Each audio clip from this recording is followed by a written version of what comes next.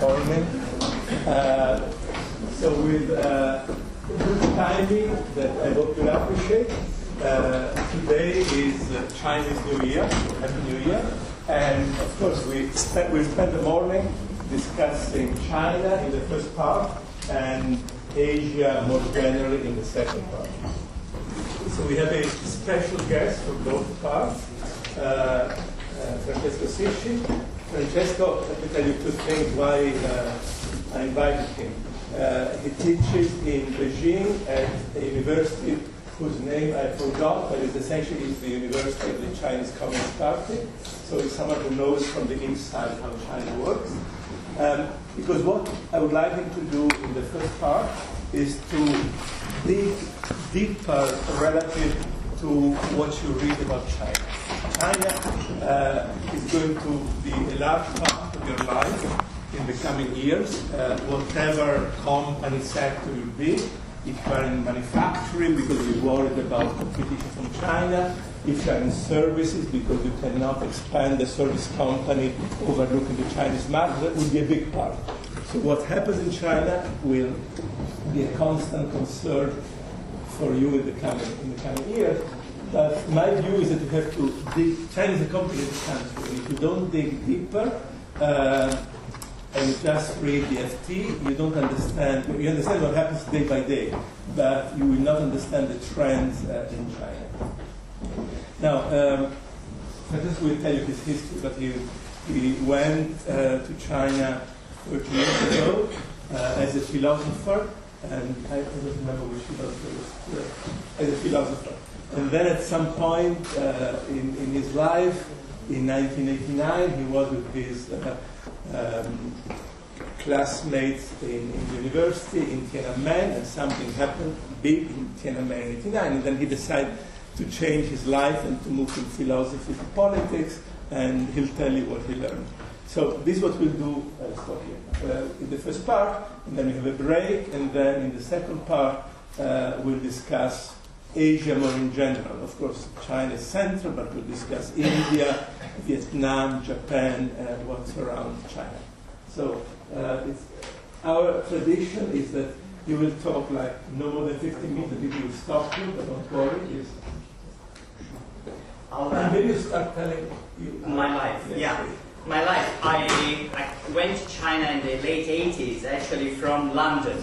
I was studying classical Chinese philosophy. I was not interested in going to China because I had been to Taiwan in '82 for language training, and honestly at the time I didn't like it at all, and I figured, well, if Taiwan is like that, China will be worse. I don't want to go to China. But my professor was the son of a missionary, an Irish Protestant missionary born in China, insisted that I should go to China. And he figured a whole complicated scheme so that I was the first foreign student admitted to the exclusive graduate school of the Chinese Academy of Social Sciences.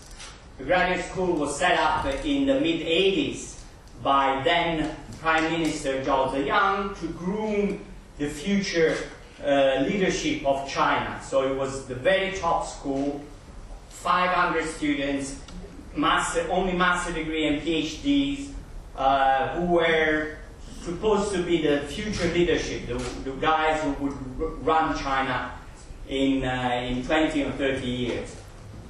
So I was there, I was alone, I was the only foreigner, I was kind of a guinea pig on one hand, and also the mascot, because for many people I was the first foreigner ever invited there. So at the time also my Chinese was not too good. I mean, I could read, but I had difficulty in speaking, and they were very patient with me because they were speaking and then they were writing.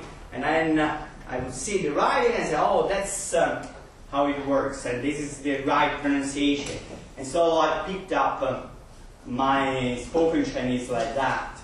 And for me it was a very strange experience, because from day one something happened and it clicked. It simply clicked. I arrived to Beijing, I remember, after almost 48 hours of non-sleep, because I had to drive from southern Italy to Rome, and then from Rome I had to take a long flight to Beijing. At the time we couldn't fly over Russia because there was a Cold War. So at the end I was 48 hours without sleep, and something happened, and I remembered how you should behave in southern Italy, and in that environment I figured, oh, this is the way. And from that moment I knew how I should behave in Beijing, and everything went well from, say, day one. This was already a very strange experience, because to be the only foreigner and also someone who felt at home right from day one, although the language was not there, the people were too curious. I didn't know how to communicate very effectively, but I felt at home. And then something even more stranger happens. Something stranger happened. It is since June '88. I remember June, July '88. Inspired by the Chicago school, China launched with Zhao Ziyang, who was then party secretary. Besides taking over his responsibility as prime minister, he launched some drastic and radical price reforms. And at the time, there were very few shops in Beijing. There were no restaurants, almost no restaurants, very few shops. There were markets, free markets, but these free markets were really peasants who were selling their wares and their goods to the city. They were not really organized markets. And he launched this reform, which was drastic price reforms. So prices were liberalized, and over a few days, price all over China hiked, 100 times. There was hyperinflation, and people didn't have money to buy things, and then they would go to shops, buy everything, and stock it up and keep it at home because they were afraid there wouldn't be any more goods. So at that point, the Central Committee, and especially the veterans of the party, decided this experiment was too dangerous, too risky, and the old school Soviet-style planners, headed probably by Chen Yun, the number 2 in the hierarchy after Deng Xiaoping, in the real hierarchy of the party, decided this is the time to stop with the experiment. We just keep it, put it aside, and also we give the responsibilities for the economy to Li Peng, a then young prime minister, and take it away from Zhao Ziyang, who was supposed to remain on as party secretary. And from then on, I would say, things started piling up. And what eventually became the students' movement in Tiananmen the year after started brewing in this atmosphere. In autumn '88, Zhao Ziyang and some of his loyalists launched what at the time was called New Authoritarianism, 新传贵主义. That is a theory in which all the power should be concentrated in the hands of the party secretary and not spread out. And the idea was that the veterans, the old party schools, Deng Xiaoping, Chen Yun, and all the other veterans who had taken power in the late 70s from the Gang of Four, were supposed to relieve the power to the party secretary, Zhao Ziyang in this case, and Zhao Ziyang would have enough power to carry out his reforms. There was a clash, there was a bitter debate, and I do believe that eventually Tiananmen was brought about also on the roots of this very important political clash. This is very important because it's 30 years ago, but in somehow, some way, now we have similar dynamics 30 years after. We shall see in a moment why. Anyway, going back to my own life, I was then studying classical Chinese philosophy. I figured I would go back to London and carry on with my research, possibly, as the English would say, read classical Chinese and classical Chinese philosophy at SOAS, and that would be it. But Tiananmen was coming and got more and more involved in Tiananmen, following it day by day. All my fellow students were there, and I followed it. I followed it for 55 days. I remember I was very fit at the time. I was about 20 kilograms, slimmer than now, which is, and I was running up and down Tiananmen, which is a huge square, and then when the massacre took place, I was pretty shocked, of course, for a couple of years I was remembering every night all that happened in those 55 days. But that, as Francesco was saying, changed my life. I decided ancient China was not really my cup of tea, in this case, a very fitting example. And my cup of tea, or my cup of coffee, speaking in Italy, was really modern China and politics, which I was very interested in. As a young man also, I was a young militant in the 70s, I must say. I must admit, I had this revolutionary upbringing, so to speak. And I decided to go into journalism, and I was a journalist for over 20 years, and then I changed and I went into, I was cultural attaché and director of the Institute of Italian Culture in Beijing in 2003 to 2005. Then I went into some business consulting. In China, all you can't do without business. All your friends are pulling you up and down, saying, "Let's do business, let's do business." This is the way, almost similar to what the Italians would say, "Let's drink a coffee." So it's unavoidable if you want to stay there, especially in the 90s and in the early aughts. And so I went into some consulting, and eventually I ended up also for some strange twist of my destiny, getting involved in the China Vatican. So I followed the China Vatican brief for about 20 years. I forgot to say the most important thing. No. If you walk down a street in Beijing, Francesco, normal people will stop him. The reason will stop him because the what's called the party newspaper, how is it called in English?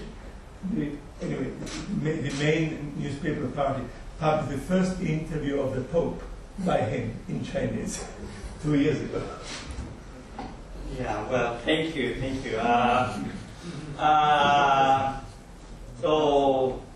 So after that, I went into academics, or at least I went back to academics, which was my initial intention 30 years ago, and I do seminars, speaking, telling Chinese grad students and officials about European and Western politics and Vatican. So this is what I do, what I did in Beijing in the past few years. So that is to say to you that my views on China are quite unique. That is not to say that they're good. They may be very bad, but the point of view is very odd and very weird, because I've been living as a half insider in China for a few decades, because I went to school with these people who then became, if not the top leaders, some of the leaders, you know, and quite high up, but I still remained a foreigner, as you can say. I mean, I don't dress up like a Chinese. And if you hear me speaking Chinese, as my daughters love to mock me, I speak Chinese with a heavy foreign accent. So no way to confuse me. So I believe I kept some of the foreign outlook, but I have some of the Chinese outlook, but I'm not in line with what most Chinese would see, would say, but I think I'm not in line with also with what most foreigners would see and say. So now let's go to brass tacks. What's happening in China now? It is very dangerous time. It is Xi Jinping, a few days ago, talking to the military, said, you have to be ready for whatever, which sounds almost like what Mario Draghi, the chairman of the European Bank, said a few years ago about defending the euro, saying whatever it takes. So what does it mean? Talking to the military, saying being ready to whatever. It sounds ominous to me. And perhaps there are reasons to be worried. Let's start with the three sets of difficulties China faces now, and then we'll go with the twist, with what happened 30 years ago and what may happen now. The first thing is the anti-corruption campaign. Xi Jinping took power in the 18th Party Congress in 2012 and started immediately his anti-corruption campaign, which I'm sure everybody here is very familiar with. Over 1 million bureaucrats, officials, have been put under investigations. Hundreds of thousands have been punished, one way or another. Scores of senior officials, ministerial ranking and above, have been put in prison or punished one way or another. Never, ever, since the Cultural Revolution, such a high percentage of officials have been punished for doing what they were supposed to do. That is, doing business. Not running the country, doing business. In fact, the key point of the reforms launched in 1978, December 1978, by Deng Xiaoping, was to allow officials to be entrepreneurials. Yes, to push reforms, but also make money on the side, being businessmen. However, this entrepreneurship of the officials brought a level of corruption in the country with a cost which ran higher and higher, to the point of hurting the whole economy. The cost of corruption starting being too high. Practically, Chinese are practical, and I've learned to be practical. You know, if you have a little corruption, well, a little corruption may be like a lubricant. You know, it makes things easier rather than going for 20 permits. You pay off your official, he gets a little money, he does your procedure for you, and everybody is better off, right? So it's a little lubricant. It's better for everybody, including the official, including you, including the economy. Everybody wins. However, when the cost of the lubricant is higher than the return, or is higher than the cost of fuel, well, of course, it's not worth it.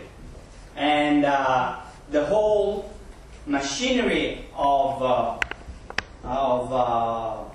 bureaucracy can grind to a standstill. This is what was happening around the 10th, in the beginning of the 10th, when Xi Jinping took on and started his anti-corruption campaign. However, at the end of this anti-corruption campaign, in the middle of this anti-corruption campaign, he failed to achieve one of his main goals, which was the reform of the state-owned enterprises. State-owned enterprises are huge. Roughly, they own 70% of the assets of China, everything, land, factories, machinery, and they produce 20% of the GDP. So in these numbers, which are rough numbers, you are economists, you are engineers, don't take my numbers word by word, but as a rough measurement, you can see the incredible inefficiency of state-owned enterprises. Sitting on those assets, 70–80% of assets, and producing 20–30% of GDP. The rest of GDP was produced by private or semi-private companies, private companies, which owned only 20–30% of the assets, but produced 70–80% of the GDP. And the same percentage went also on credit. State companies got most of the credit, and at a lower interest rate, which is still high by European standards, 4, 5, 6%. And private companies, not semi-private companies, who get, if everything went well, 15, but maybe 20–30% on their credit. So you can see by those numbers the incredible efficiency of Chinese private companies, very efficient, you know, because they can run a profit even if they pay 20% of credit. That is, they produce profits in the 40–50%. Incredible. And the incredible inefficiency of state companies, who made most profits in many cases just by lending the money they borrowed from state banks at a percentage, at a profit, to private companies. So it's building in the inefficiency of the system. So Xi Jinping in 2012, 2013 thought, okay, we scare the officials out, and then we take on state-owned enterprises, and we reform state-owned enterprises, we promote private and semi-private enterprises. Maybe we keep some key sectors of state enterprises, but then we'll help to boost the private companies. It didn't work out. State-owned companies still now, 5–6 years after he launched his reforms, are well entrenched, are even a bigger part of the Chinese economy. Why? many reasons. Roughly and briefly here, I would say, one, because they have massive assets, they sit on massive power, and they are entrenched with the party. That is, if you are the head of one of the big companies, state companies, you are not just a member of the industrial elite. You are a member of the party bureaucracy. You are Director General ranking, Vice Minister, Minister ranking. You have a rank.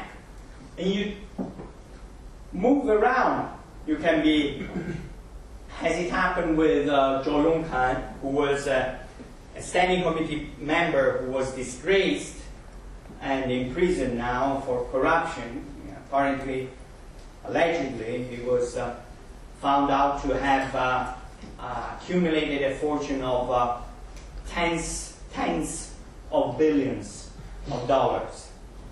And he was a party official, a policeman, the party secretary of China Petroleum Corporation, then he was party secretary of Sichuan, and then eventually head of the Chinese security. So, you know, you move in the companies, in and out of the companies, as if it was integral part, because it is integral part of the bureaucracy. So it's very hard to take on state-owned enterprises when they are part of your own power structure. So you should take them out of the power structure, but this is difficult because you don't make much money being an official, but if you are head of a company, you make good money. So there are benefits in keeping in the bureaucracy. And also, if they sit on so many assets and they have so much money, the party wants to some kind of control, and possibly a good control, on these assets, how it's spent, how it is handled. So very difficult to shed them.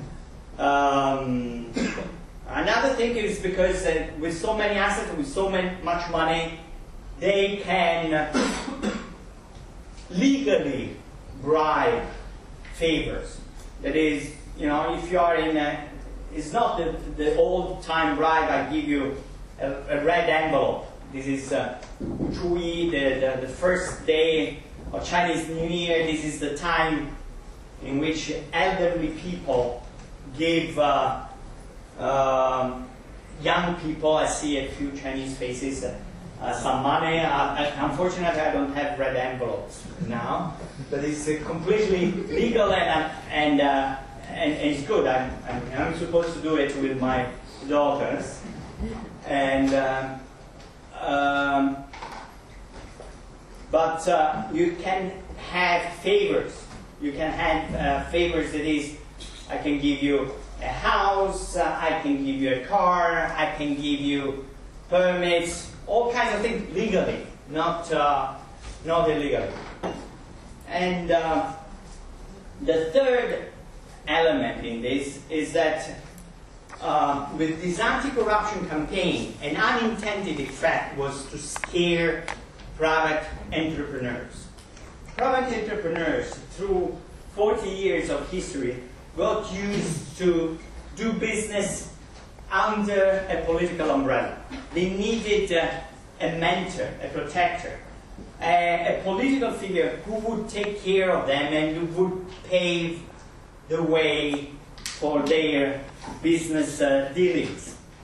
Now the old model was gone because politicians and officials were no longer allowed to go to karaoke or clubs with their clients, but there was no new other way, and the idea that was floated for some years of having an amnesty for economic crimes was never carried out. Let me spend a couple of minutes on this idea of an amnesty. The private entrepreneurs felt and feel insecure without a political protection. And they don't have much of a legal right. Why? Because they're all guilty of what they call in Chinese the original sin. Everybody in China who had made any money did something in a gray area. Not illegal, not perfectly legal, but something that could be used as an excuse to be picked up. So at the time, you know, in the early 10s, some people raised the idea, why don't we have an amnesty for economic crimes? We draw a line. Whatever happened in the past will be forgiven, is part of history, is in Marxist terms would be, this is capitalist accumulation, early capitalist accumulation. The British and the Americans did it with slavery and colonialism. At the end, the Chinese officials did it with a little bribery, so no big deal. But the idea, the project never took off. Lots of resistance in the party because it would touch on the ideological cornerstone of the Communist Party, which would be no longer really communist or really socialist. What would be? So at the end of the day, the private entrepreneurs didn't have and don't have any sense of security. They don't have the old protectors. They don't have a new legal framework within which they could freely operate. What do they have? They are left in an empty space. They are scared. They are really scared, and so they move as little as possible, as carefully as possible, and therefore you can see, I think this is the main reason why you can see that in the past 5-6 years, the economic growth of China slowing down. Here, last year, autumn last year and starting this year, there has been also another incident which scared even more the private entrepreneurs.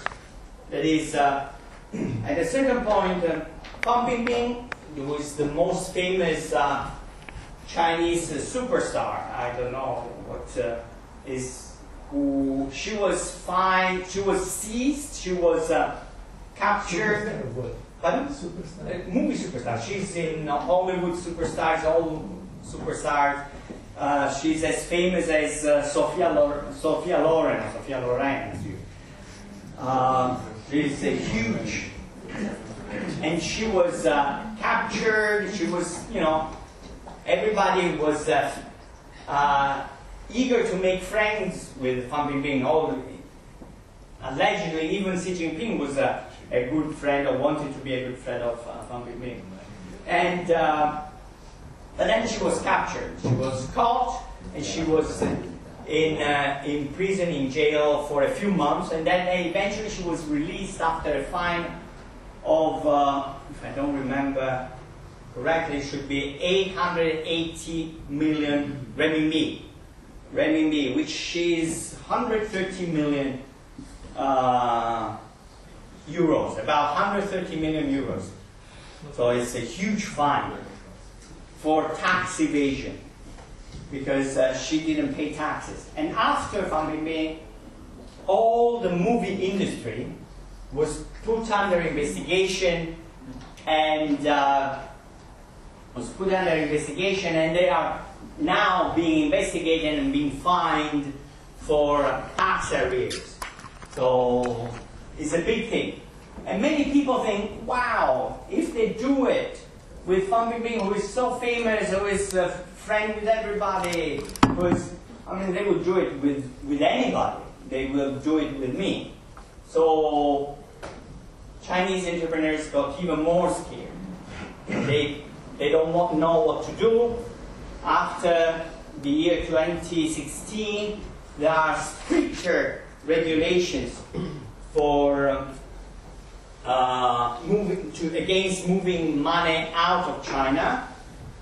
Apparently, because in 2016 there was a capital flight of perhaps over $1 trillion out of China. In fact, we will see in official figures shrinking the reserves from roughly 4 trillions to 3 trillions in the year 2016, officially because of investments abroad, but many of these investments maybe were bloated investments, were not real, so there was a capital flight anyway.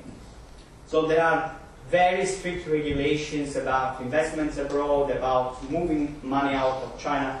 So private entrepreneurs feel trapped.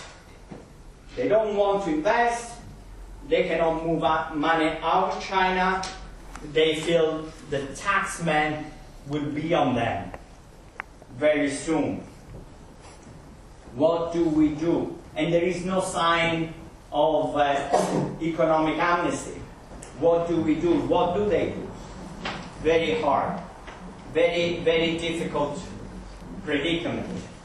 The officials, we know, don't want to do anything because they've been under investigation. So they are no longer proactive.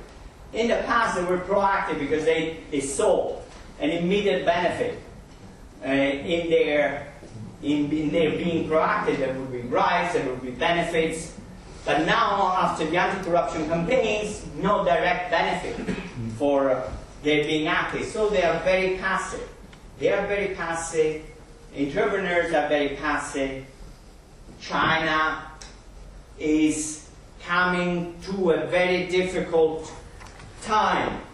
At the same time, in the year 2008 and 2009, China opened the floodgates of credit to stem and reverse the then ongoing financial crisis. And indeed it helped, because I think in 2009 they provided for 60% of the global growth, and the year after 40%, but still a significant percentage. But this has created huge debts, especially at local level. That is, there was debt at national level, which was in a way fine, accounted for, but at local level, many provinces and localities were allowed to basically assess this land is worth 100 million, I give you $50 million on that, and you do something out of it. And this created a huge, massive, undisturbable debt, because that land, it was not worth 10 million, and now it is officially on the books it's 100 million. Now how do you serve this money? And you will never produce enough money, enough growth to serve this debt. There are lots of estimates, several trillions of debts, 200% of the Chinese GDP of debt. The reality is nobody knows. In theory, all this debt is no risk, because, as we know, there are capital controls, very strict capital controls. China still has 3 trillion of reserves. It has a huge surplus. It has a huge ratio of private savings. I mean, almost 50%. So in theory, if China is closed, it can still digest its debt. But as Francesco was telling me the other night in his book, which also, speaking of his book, which was just released about the experience in Italy in the 70s, you have to do two things to digest this debt. Inflation, and then you have to get taxes. Get taxes for the state to pay all the credit. Inflation is still low, and the country is scared of inflation, especially after the experience of the 88 we talked at the beginning about. Taxes, this is a big problem. Because after 89, after the crackdown of the movement, of the student movement, basically the government established an unspoken but de facto real, very real, social contract with the population and with the students. Okay? You don't get involved into politics, but make money if you wish, get rich, and don't pay taxes. So, no taxation, no representation. But now, with all the debts, all the economy coming to a standstill, and the fact that private entrepreneurs are no longer pushing, and the push for growth is more and more capital investment in infrastructure or whatever, somebody has to pay taxes. And we saw that actors and filmmakers are starting to pay taxes. So, will the people be called on paying taxes? And if the people are called to pay taxes, well, nobody's happy with paying taxes, and these people will naturally ask, what happens with my money? How do you spend my money? So we go back to the old democratic dilemma, taxation, representation. Because in theory, yes, you can tax people and not represent them. But without representation, you take away even more stimuli from the activity, the private activity. I mean, you tax me, you force me to pay money. Okay, I'll pay money, but I'll do nothing. There is no idea, no push for me to do anything. So it's very dangerous. All this internal situation occurs at a dangerous time when the US is basically grown fed up with China. I'm sure many of you are aware, reading newspapers, that there is this ongoing trade negotiation which should be have a result by March 1st. Otherwise, some tariffs will be introduced. But my sense is that the United States is fed up with China over a lot of things, not just trade, not just trade surplus. They are fed up for right or wrong. I don't dispute if it's right or wrong. I don't take sides, but one has to look at reality, and the reality of a perception is a very strong reality. It's even, you perceive cold. Maybe now it is 40 degrees. But if you are cold, well, your perception is very real. It's more real, I would say, than the temperature, the thermometers registering, recording the temperature. So this assessment, the perception in America is China has trade surplus with us of $500 billion a year. Over 40 years, they have been stealing intellectual property from us of 200, 300 billions per year. So you can imagine, scaling back into, I wouldn't say 40 years, but not 20 years, 10 years. That is the amount that it builds.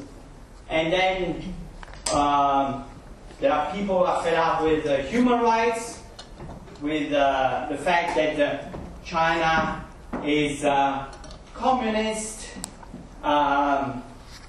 that what they do with Taiwan, what they do with Hong Kong, what they do with their military build-up. Everybody is unhappy. Everybody is unhappy in the United States. You take this unhappiness, plus these internal difficulties, you may have an explosive situation, perhaps similar to what we had 30 years back in Tiananmen. Will things go bad, will go very bad? Perhaps. It is a possibility.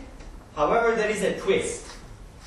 I was in Tiananmen, and on June the 5th, June the 6th, I thought, it's the end. I was still there, still in Beijing.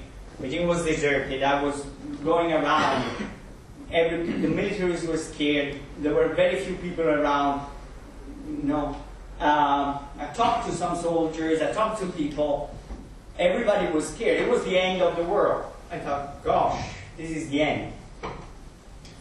And then on June 8th, so 4 days after the crackdown, and 4 days after the massacre, Deng Xiaoping spoke on TV and said, we carry on with reforms. Reforms will never stop. We go ahead. And the television announced, okay, you can go to the bank the day after every office was closed in all of China.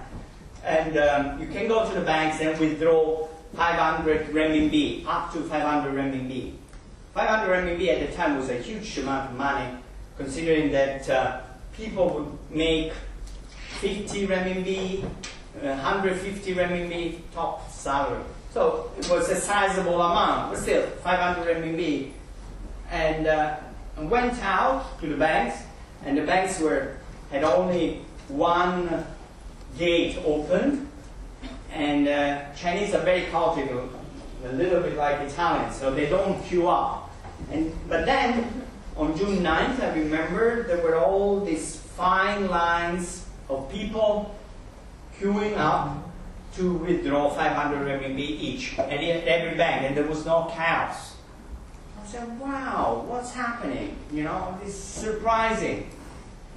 And all the foreigners ran away. There were no Westerners, no Japanese, nobody. But at the end of June, the party called in the Chinese from abroad, the ethnic Chinese from outside, the Taiwanese, the Chinese from Malaysia, Indonesia, etc. Who they were considered suspicious at the time because they were Kuomintang, they were nationalists, they were anti-communist originally, and so they were not given a special treatment, and actually they were kept aside. But at the end of June they were called in and they moved in.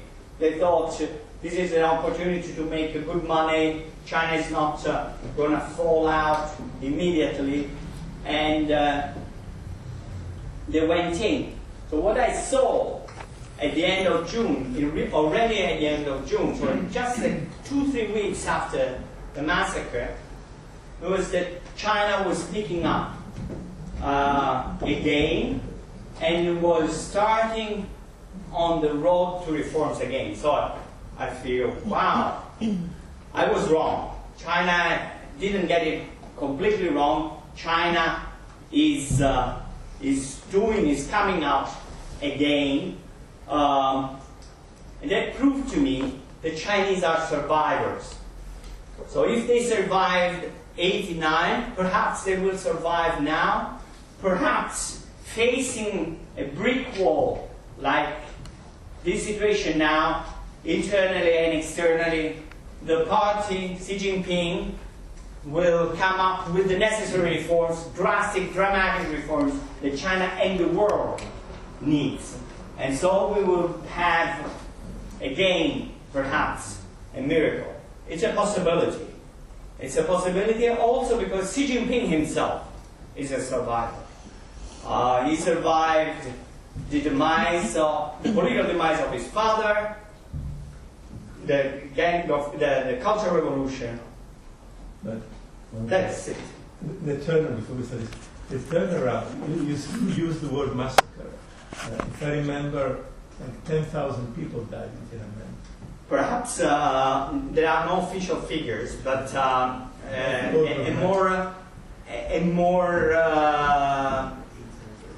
now we would say between 1,000 and 3,000, which is still huge because it's just in a few hours. Just in a few hours.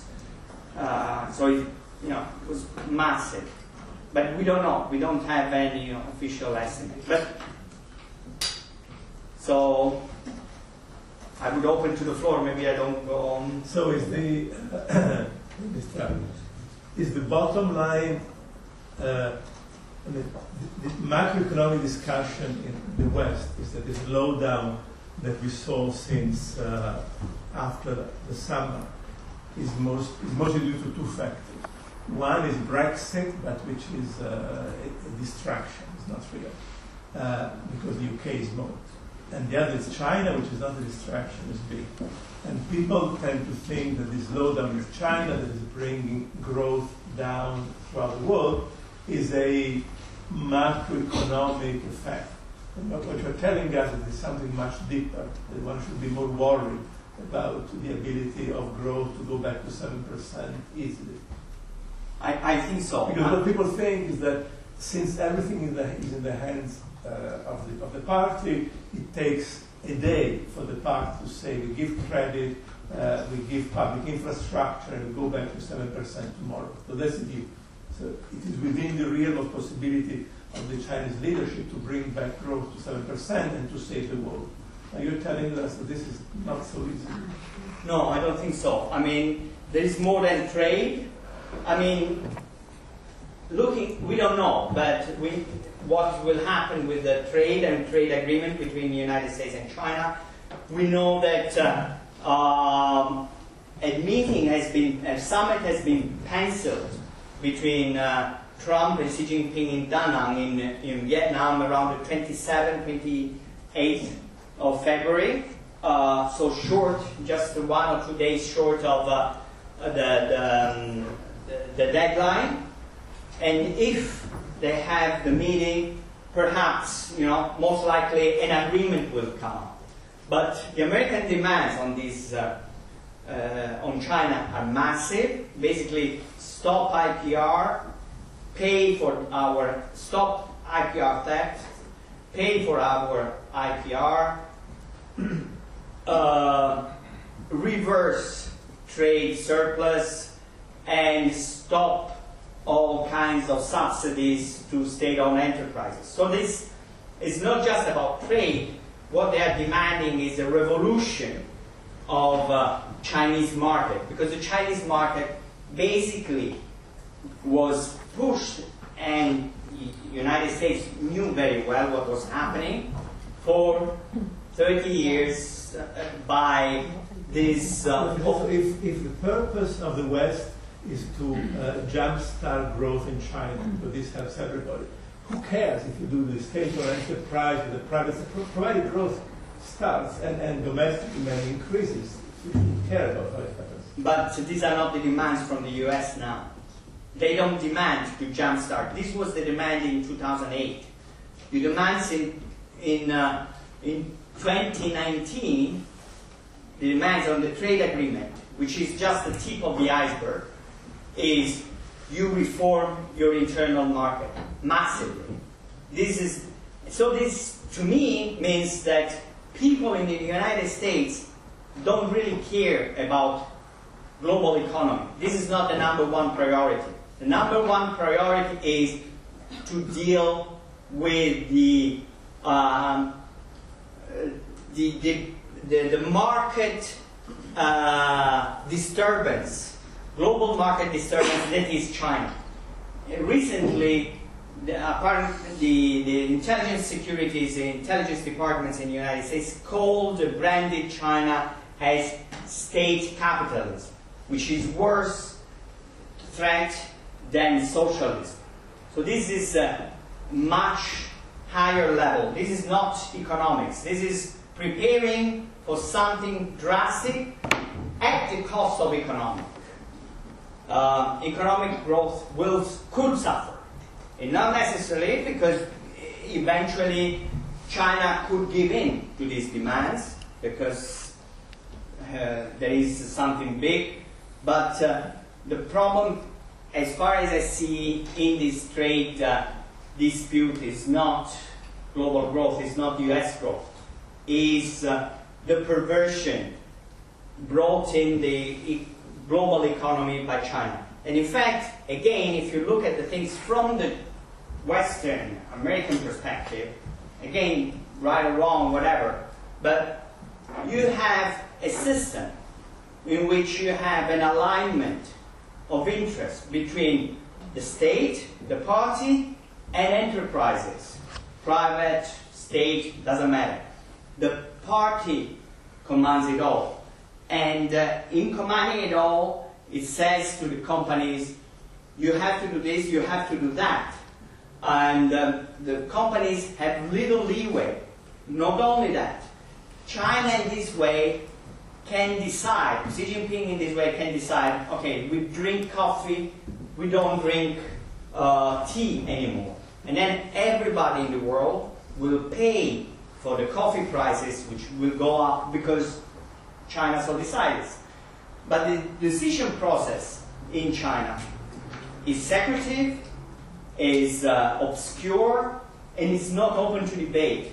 Of course, the United States or Europe can decide the same things, but it can go through a debate, an open discussion, and people, even if you are not European or American, can participate, take part in the debate. You can write an article, you can write a letter, you can vote and have a demonstration for or against coffee.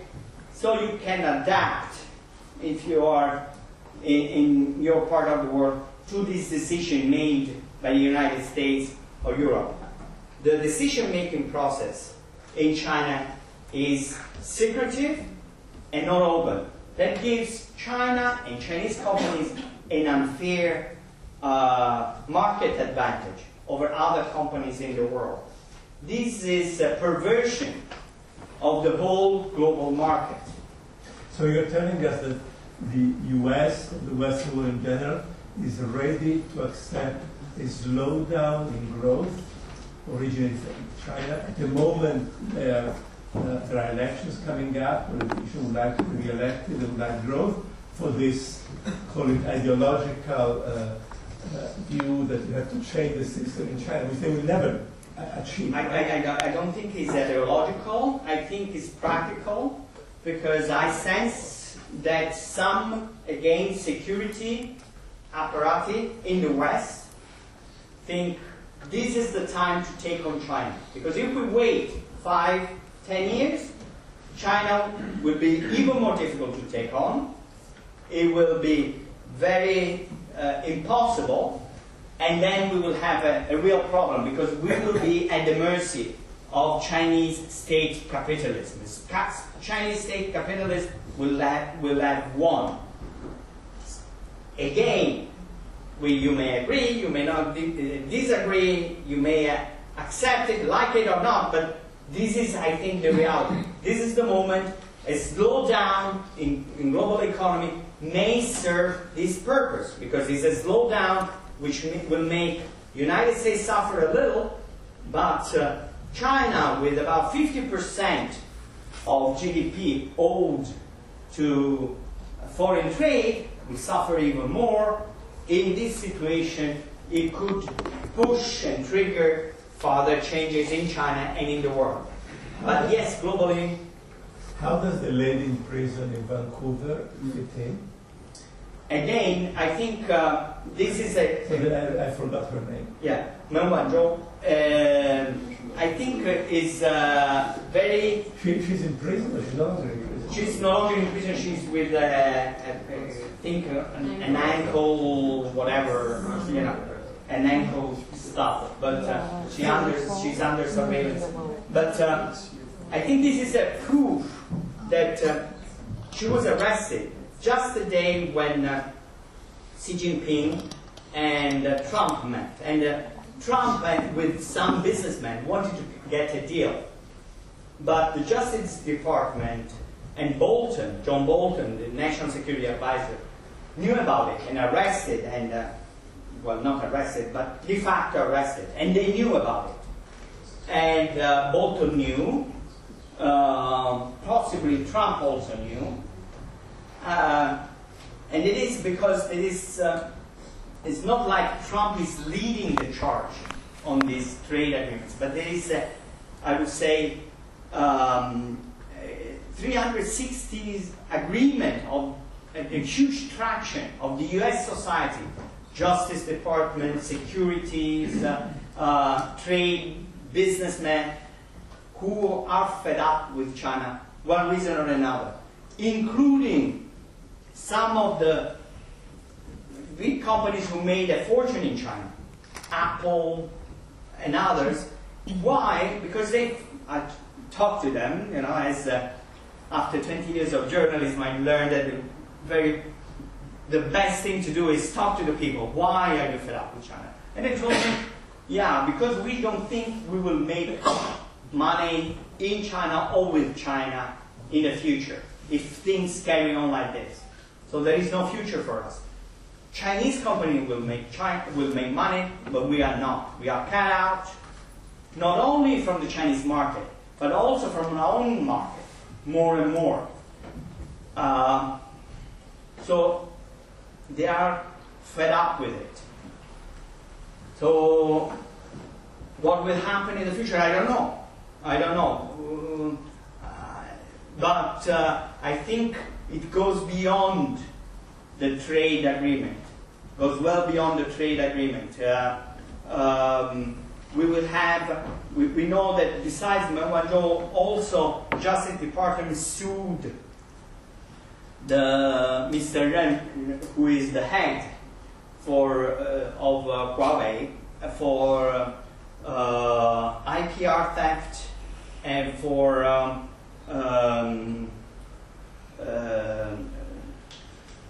sale of technology to Iran. So the case against Huawei is building up. The case against Huawei is also about the future of 5G. The 5G is the future of technology, but also the future of military technology. It's a platform on which also military and navy and army technological framework and communication will run, and they don't feel confident any longer on a technology in which Chinese are stakeholders. So they want to take the Chinese out of it. Not because there has been already any theft, but they think that there might be a way to compromise this technology. And so if America will make a case against Huawei and against Chinese technology, then anybody who deals with America finance, because 5G will influence also finance, and finance technology will be pushed to take Chinese technology out. So I think we see the beginning of a huge wave of change. And if China doesn't adapt, it could be engulfed by it. Yes. I was thinking, since you saw at the beginning that the army is ready to go, so I don't know for what, but my question was, since US and Western countries in general have over the year always fought communism, or at least try to stay away from communists. So why did they thought that China could be a good ally? And on the other hand, which can be now the new ally for China if they are going to create some blocks? Well, yes. China. A footnote. In your books, you recently you used the word war, which is not a light word. What do you mean when you talk about war? War. I mean war. Real war. There is the possibility. We don't have to rule out the possibility of real war. In '89, I thought a military intervention in Tiananmen would be impossible because it would produce a huge bloodshed, and the party would be wise enough to avoid the bloodshed and be scared of it, and so they would step back. The reality was that they didn't step back, so that was my lesson. So, you know, if you don't see clearly the possibility of war, and you think you overestimate how, you know, people will step back before the possibility of war, then war and bloodshed is even more likely to happen. So yes, war, it is a possibility. We have to take into consideration the possibility of an escalation of war. But let me answer to this, and then we go to the war, because war is I see that is a funny scenario, and also. But let's go back to this, because China, why? There were two main theories in the 80s and the 90s in the United States and the Western world. Either China would become like us, would evolve through market growth like a Western democracy, or it would blow up. So there was no risk. You know, you push China, so either they will become like us, or they will blow up. So what's a big deal? So let it grow. It turned out it didn't blow up, and it didn't turn like China. So this is the problem now. Why the Westerners believed in China in the first place? Two sets of reasons. In the 79 and in the 70s, early in the 70s, China got two things from the United States. They could export to the United States with tariffs lower than 3%, which is lower than what they granted Japan, which was an ally. And they were allowed for technological transfer, again, which was not allowed to countries like Japan. Why did they do that?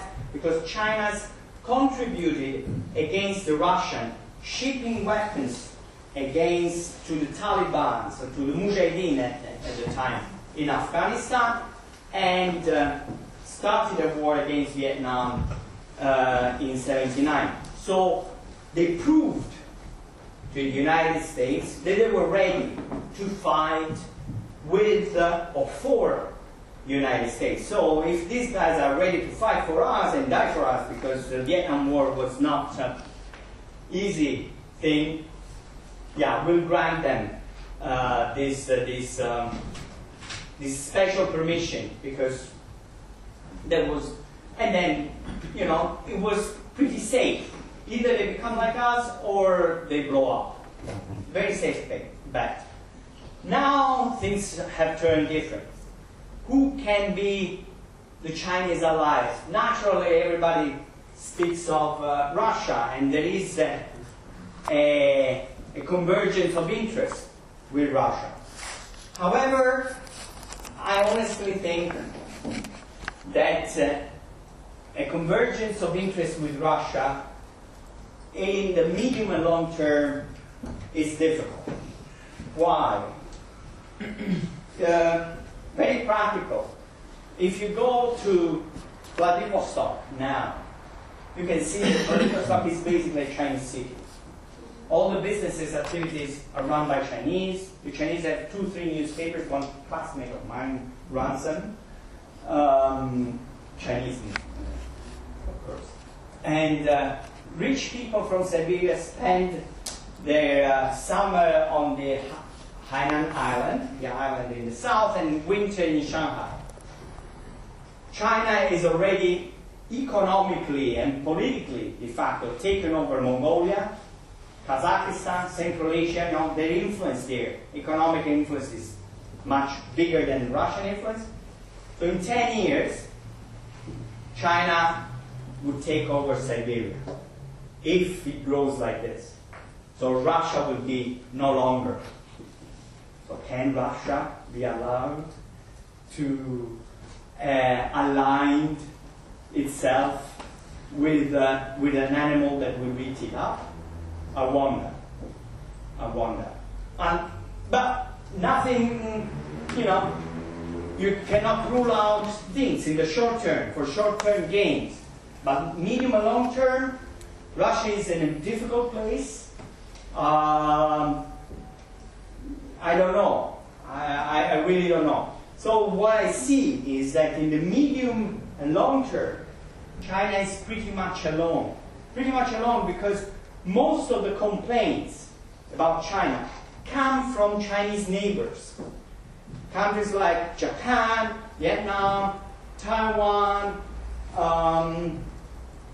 Indonesia, Southeast Asia, India, all have reasons to complain. Again, right or wrong, it's beyond my interest, about China. And what they do is they go to the United States through their embassies in Washington, complain about China is being a bully, being bad, and doing this and doing that against them in America. And America, because it's an open country, takes in, through lobbies, through all the congressmen, all these complaints by neighbors, which is something that builds into their own reasons for complaint and dissatisfactions about China. We Europeans are more removed. We are concerned about Brexit, about Italexit, or whatever, and we think China is far away. But actually, I think it looms quite close to home, and the possibility in this tension of a war is real. We had, in 2001, an EP-3, a surveillance plane or a spy plane, which crash landed on the island of Hainan and almost led to a confrontation. We had, a few weeks ago, just 2 frigates, one Chinese and one US frigates, who came very close to one another, crashing to one another. We had an incident a few years back of a Chinese fishing boat crashing into a Japanese Coast Guard boat. So with this overall tension, the possibility of incidents in South China Sea, Taiwan, Senkaku Island cannot be ruled out and should be taken very seriously. Because only if we take it very seriously, only if we take very seriously the possibility of bloodshed, of war, real war, perhaps we can avoid it. Sorry. So a topic you haven't touched upon is surveillance within China. So when we read the newspaper in Europe, it seems like they're trying to create this kind of like George Orwell 1984 kind of state, and outside of the remote places they have cameras and everything. Is that something you have thought about, or people talk about, or what do you see? This is actually a very complicated subject. Very complicated subject. Very briefly here, let's say, what you have is that Beijing in 88, 89 was 8 million people. Now it's over 30 million people. most people at the time lived in neighborhoods and everybody knew each other. Now most people live in huge buildings and nobody knows each other. People disappear in Beijing for no reason, nobody knows. They recently arrested a guy who hammered at least 28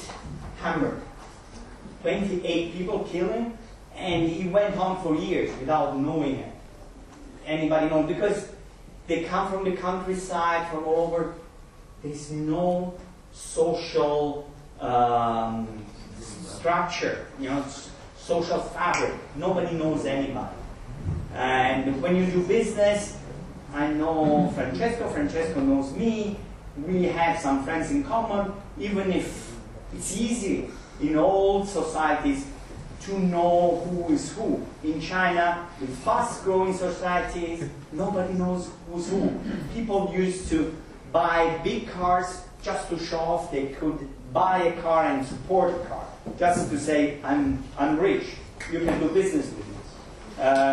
People would go, allow me, this is politically very incorrect, to have 2, 3, 4 girlfriends to show I can support these girlfriends, I'm in good health, do business with me. Because there was no way of checking. So there is a social necessity to know who you are, and also to provide this kind of information to whoever wants to be informed, because this is basic knowledge for society.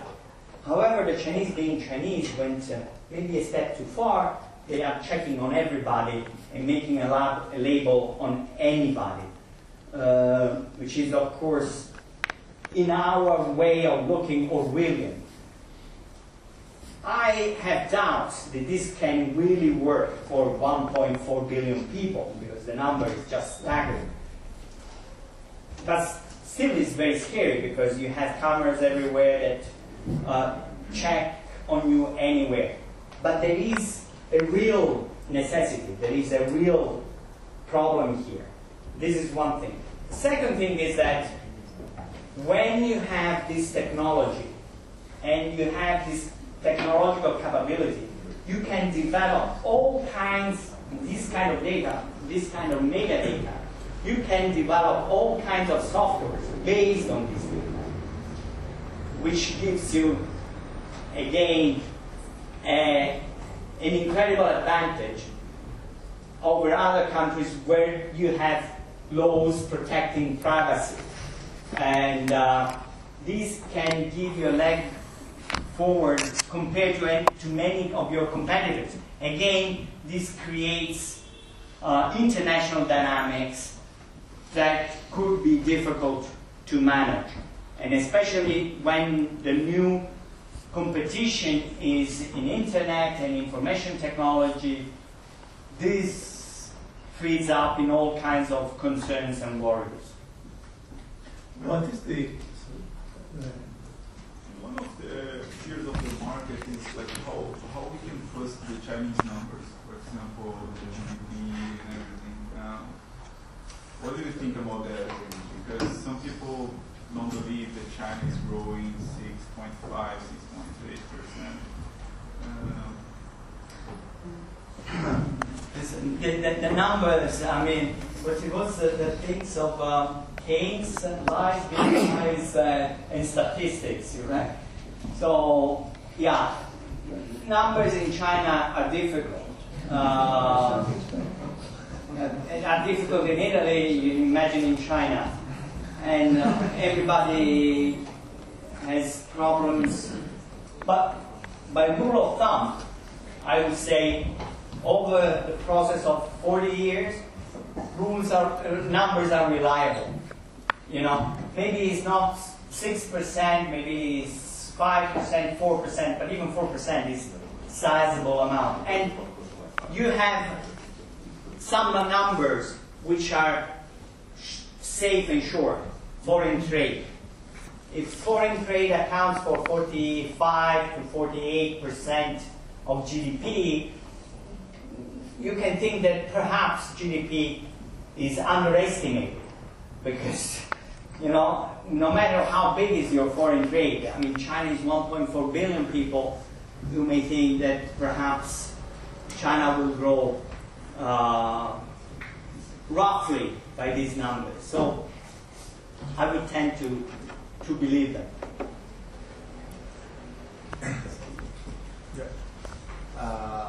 I would like to ask you what you think is the level of awareness of Chinese population now of the real global situation, and if you think that can happen something similar to the 90, 89, 90, so let's say a kind of push from inside of China toward the Western countries. The level of awareness is very difficult to assess. What is the level of awareness in Italy or in our countries about the perception of Italy abroad is also very difficult, and most people are simply oblivious of it, And this happens in Bocconi, the tip of the pyramid of knowledge in Italy, and I would say in the countryside, in Italian countryside, it's much worse. Now imagine the Chinese countryside where people can hardly speak Mandarin, and maybe they know just enough characters to go by, cannot read a book. So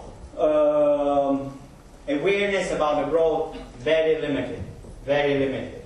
However, the pressure is enormous, just because trade with is enormous.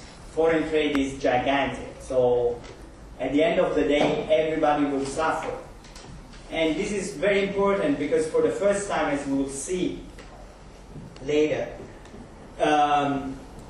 for the first time ever in Chinese history, most of the Chinese population is partaking in the welfare brought up by the reforms.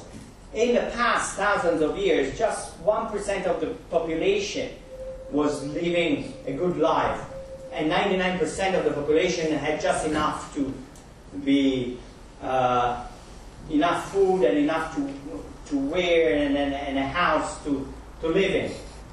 But now, I would say 60% of the population, 70% of the population, and maybe even more, because we know that the poor are 2-3% of what they call poor, is taking part in well-being. There is a massive.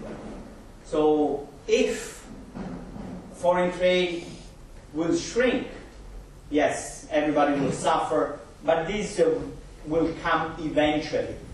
At the moment, I don't see any push from inside society because, yes, the rich people are dissatisfied. Yes, the officials are dissatisfied. But the common people who have been rid of most of the corruption are now happy. However, if we will have in the next year or two even slower economic growth and an economic downturn, well, things could turn nasty. Well, last 5 minutes. One related question that goes back to what we learned in macro. The trade surplus, another way to look at it, is the difference between saving and investment. So China has a huge trade surplus because it saves too much. And still, the saving rate of Chinese households remains close to 50%. Unless you lower the saving rate, which means that allow households to consume more, the trade surplus is not going to go away. So the Western way to do the trade surplus is you are with an unfair competitive advantage. The underlying reason is that the Chinese are saving too much. Why they're saving too much? Because there is no safety net. There is no de facto pension system. The schooling system for good school is expensive. If you need a hospital, it's expensive. So the moment the saving rate went down in the West is when we put in place a safety net. And this, we've been talking about this in China for the past 20 years. And the Chinese officials tell you, we were almost done. And it doesn't happen. On top of this, The only areas of society where you have a safety net is in this state-owned enterprise that have their own small state. So you take away the state-owned enterprise, you go back.